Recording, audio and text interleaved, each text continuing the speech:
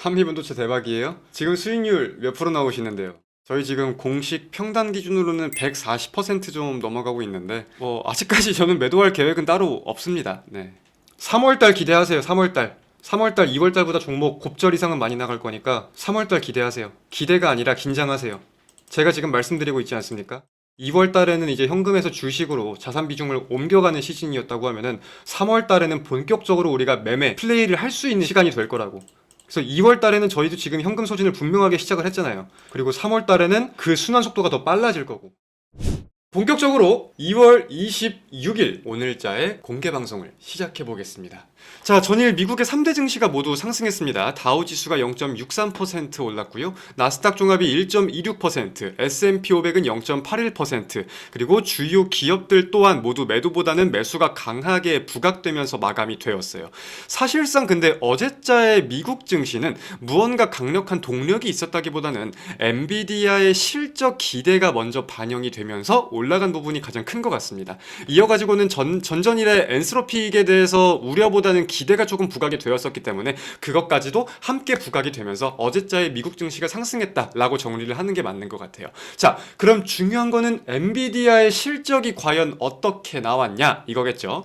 일단 엔비디아는 실적을 발표하고 시간외 4%대까지 급등세를 보이다가 지금으로서는 상승분을 전량 반납하고 있습니다. 과연 어떻게 나왔길래 그러냐? 먼저 4분기 매출, 핵심 매출로 불리는 데이터 센터 매출, 그리고 매출 대비 총 이익률은 모두 시장 예상치를 상회했습니다. 정말 잘 나온 거죠. 게다가 1분기 가이던스까지 시장 예상치를 상회했기 때문에 그에 대해서 시장의 매수세가 좀 쏠릴 수 있었던 것 같아요. 하지만 그러한 여론이 지금 계속해서 이어지지 못하는 이유라고 하면은 1분기 매출은 시장 예상보다 잘 나올 것 같다고 하기는 하지만 이익률은 생각보다 그렇게 좋지는 못할 것 같아. 엔비디아가 계속해서 강자의 입지를 다지고 있던 거는 이익률의 포지션이 강했는데 그렇진 못할 수도 있는 것 같아. 이런 것들이 있고요.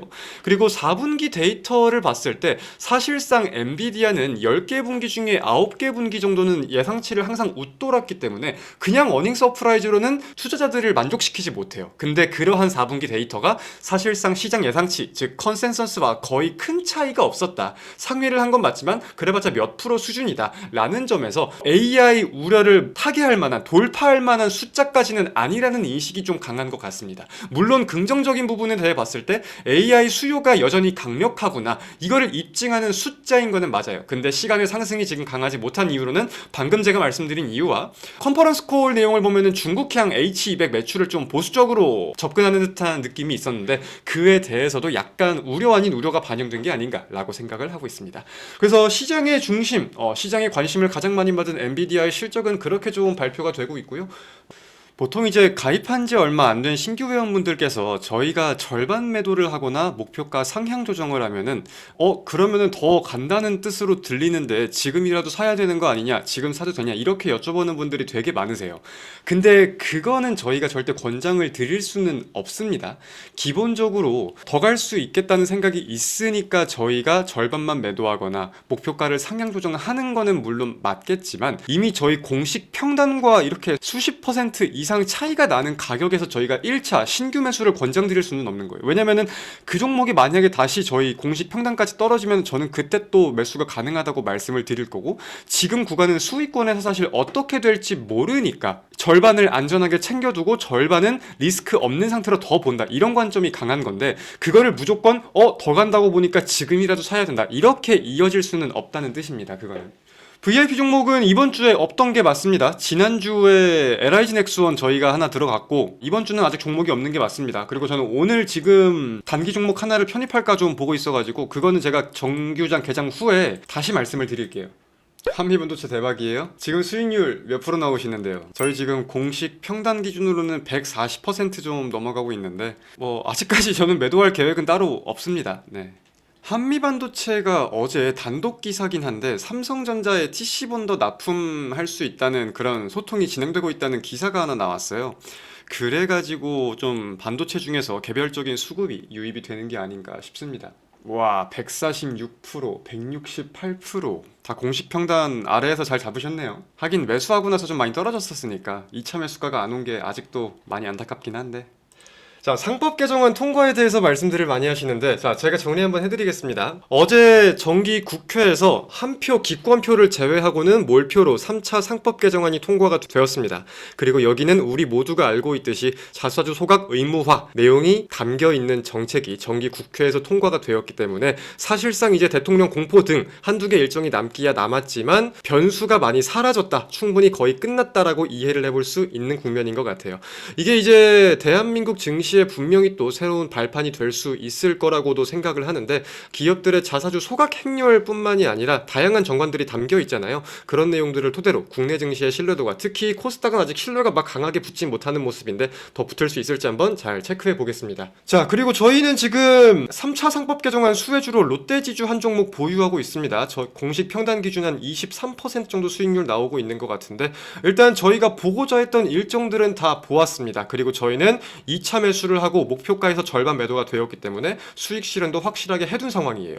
이어가지고 나올 수 있는 이벤트라고 하면은 무언가가 추가적인 국내 증시에 대한 발언이 이어질 수 있는 부분과, 다양한 그룹들이 최근에 자사주 소각을 이어갔듯이 롯데그룹도 자사주 소각을 비롯한 주주 환원 정책을 펼칠 수 있는 그러한 관점에 대해서 지켜보면서 조금 더 차분한 관점으로 한번 지켜보겠습니다. 저희는 절대 이거까지면은 매도한다, 이거 해주면 이렇게 한다, 이런 식으로 단기적인 관점으로 들어간 종목이 아니기 때문에, 그렇기에 떨어질 때 자신있게 추가 매수, 분할 매수를 할 수 있었고, 지금은 수익률이 계속해서 커지고 있는 상황이니까 한번 차분한 관점으로 잘 지켜보자고요. 자, 2월 26일 국내 증시 개장했습니다. 자, VIP 회원분들, 사전에 제가 말씀드렸던 저희 단기 종목 지금 하나 진입하겠습니다. 자, 현재 시간 기준으로 호가 넉넉하게 해서 단기 종목 하나 말씀드렸습니다. 호가 넉넉하게 말씀드렸으니까 차분하게 매수하시면 됩니다.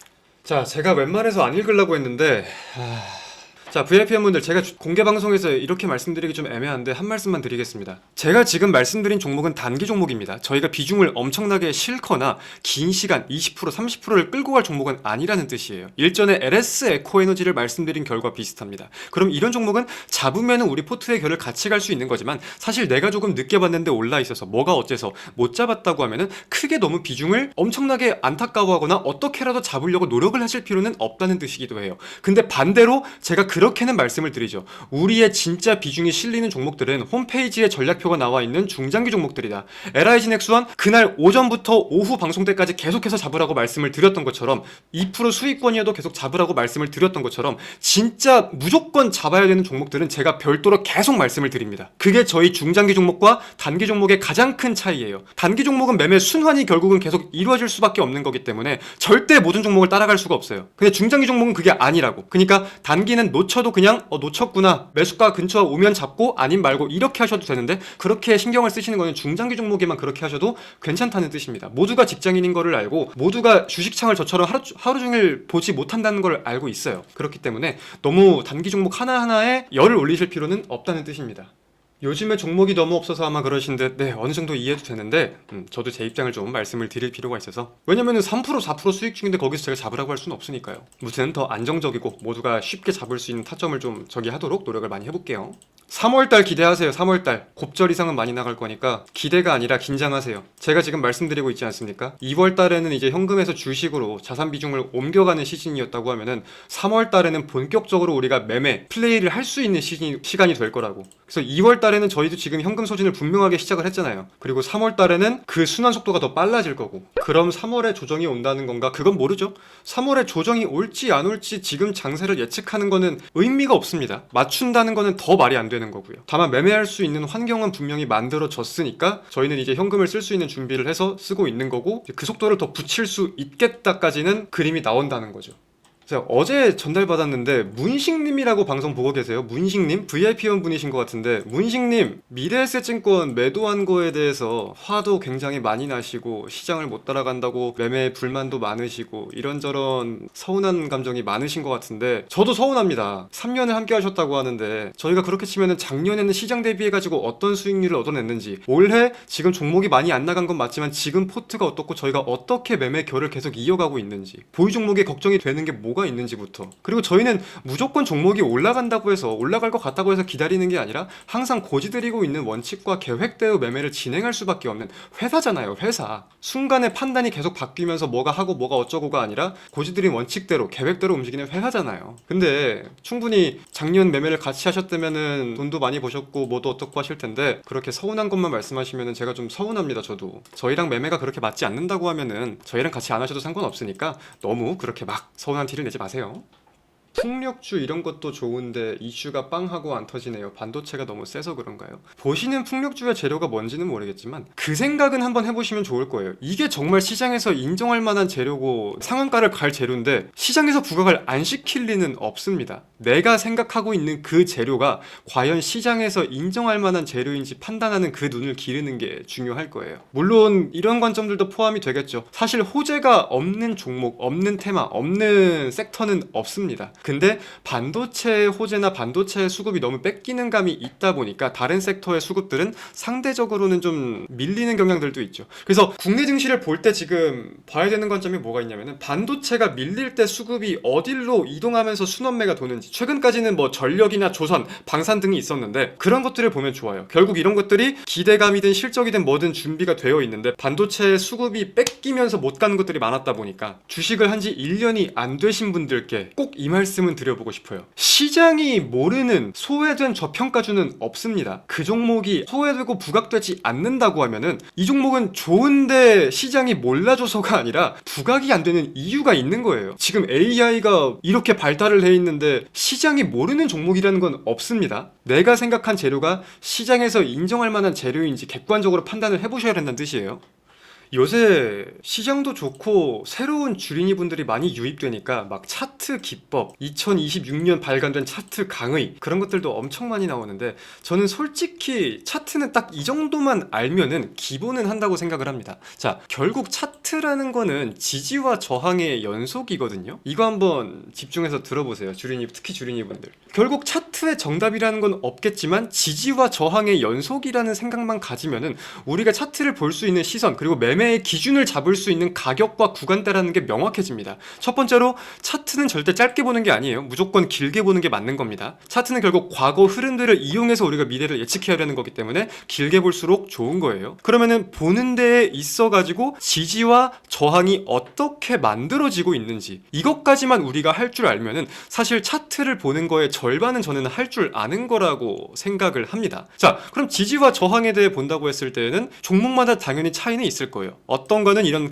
구간대에 대해서, 매물에 대해서, 갭에 대해서 나오는 게 있을 수도 있을 거고, 이동평균선에 대해서 60선 지지가 보인다거나 혹은 추세적인 지지선과 추세적인 저항선이 이어지는 종목이라거나 이런 식으로 이어지는 등 분명히 종목마다 지지와 저항이 어떻게 이루어지는지 그 습성은 다를 거예요. 근데 이 어떻게 지지와 저항이 나오는 종목인지 그 습성만 이해를 한다고 하면은 내가 이 종목을 단기 매매를 하려고 한다고 할 때 관점을 잡기는 분명해질 거예요. 어렵게 생각할 필요가 전혀 없어질 거예요. 복잡하게 들어가면은 뭐 진폭에 대해서 뭐 피보나치에 대해서 다양한 관점들이 있겠지만 일단 보이는 대로 선만 한번 저처럼 그어봐도 차트를 보는 거는 순식간에 눈이 훨씬 트이실 거라고 생각을 합니다. 굳이 비싸게 막 이것저것 주식 시작하자마자 할 필요가 없어요. 이해도 안 되는 것들일 텐데 최소한 이 정도는 알고 계셔야 된다는 뜻입니다.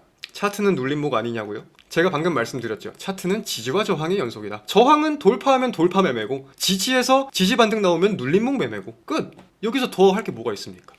자, 물타기와 불타기 아까 많이들 여쭤보셨는데 가장 간단하고 쉬운 방법으로서 말씀을 드려보겠습니다. 사실 저는 주린이 분들께 불타기를 권장드리지는 않아요. 사실 올라가는 말에 우리가 더 태우면 더 크게 버는 거니까 불타기를 하고 싶은 그것도 이해를 하는데 그렇게 올라갈 줄 알았으면 애초에 비중을 더 실었어야 되는 게 맞거든요. 그럼 불타기를 한다는 거는 생각보다 강하게 올라가니까 거기에 그 돈에 내 돈을 더 믿고 태운다라는 개념이 될 수밖에 없어요. 그죠? 그럼 맨 처음 내 분석보다는 다르게 흘러간다는 거기 때문에 내 관점과 내 계획과 내 시나리오와는 다르게 흘러간다는 거기 때문에 예상과 다른 관점으로 돈을 더 투입하는 거를 저는 권장드리지는 않습니다. 그렇게 해서 꺾이면 리스크도 2배로 커진다는 걸 모두가 알고 계시잖아요. 저는 그래서 주린이 분들께 불타기는 권장드리진 않아요. 근데 물타기는 얘기가 좀 달라요. 애초에 떨어지니까 더 산다라고 생각을 할 수도 있겠지만 자, 이거 한번 들어보세요. 내가 매매를 진입할 때 가장 먼저 생각해야 되는 거는 이 종목이 올라갈 올라갈 때 어떻게 할 것이다가 아니라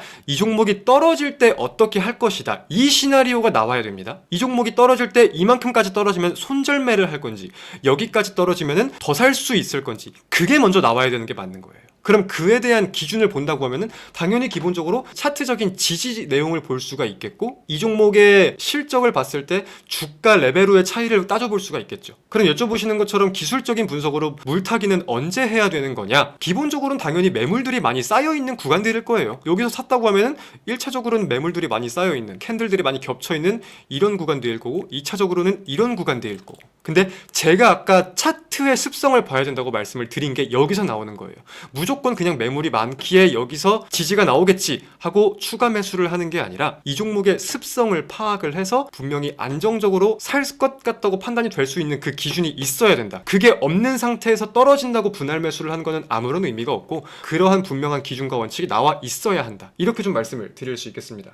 주도주 찾는 방법은요, 간단합니다. 어렵게 생각할 게 단 1도 없어요. 자, 키움증권 기준 0186을 키시고요. 그냥 단순하게 오늘 상한가를 간 종목을 찾는 게 아니라 돈이 어디에 많이 쏠리고 있는지를 보면 됩니다. 자, 오늘자로 봐볼까요? 1등이 삼성전자, 2등이 SK하이닉스, 3등이 한미반도체예요. 그럼 오늘자에 돈이 가장 많이 쏠리는 테마는 반도체라는 거겠죠. 물론 삼전과 SK의 시총 파이가 크니까 1등, 2등에 있는 것도 맞겠지만 등락률과 함께 본다면 이해가 더 쉽겠죠. 근데 만약에 시총 파이가 큰 삼전 SK가 1등, 2등이고 만약에 3등이 현대차, 4등이 현대글로비스, 5등이 현대오토웨버, 6등이 현대모비스, 현대그룹주 그 아래 자동차 테마들이 날뛰어. 그럼 오늘의 수급이 몰리는 주도 테마는 자동차라고 이해해 볼 수 있겠죠. 주도주, 주도 테마를 찾는 거는 이거 하나로 끝납니다. 절대 어렵게 생각할 게 없어요. 주가가 떨어지는데 기회라고 느낄 수 있는 기준이 뭐가 있냐면요, 제가 LIG 넥스원을 기준으로 말씀을 드리면은 이게 4분기 실적이 되게 안 좋게 나왔다고 하면서 주가가 쭉 빠졌었단 말이에요. 근데 제가 재무제표를 좀 자세히 까보다 보니까 4분기 실적이 안 좋은 이유는 어차피 나갔어야 되는 충당금을 4분기에 일회성으로 한 번에 다 반영을 시켰기 때문이야.